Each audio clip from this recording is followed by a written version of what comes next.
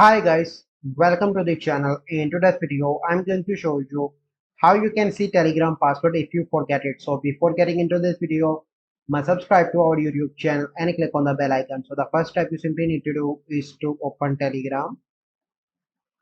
So once you open Telegram, click on these three bars on the top left and go on to the settings, but you cannot see any option to see your password.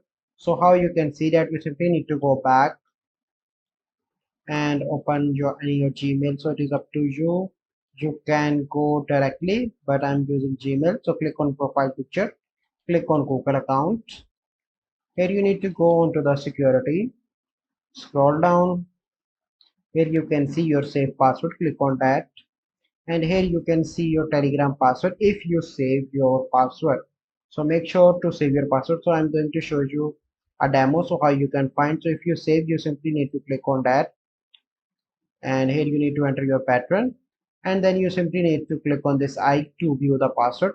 So this is the process by which you can use to view Telegram password as well if you save. So I hope you find this video helpful. If you find this video helpful, must like this video, subscribe to our YouTube channel for future videos. We'll see you in the next video. Thank you. Have a good day.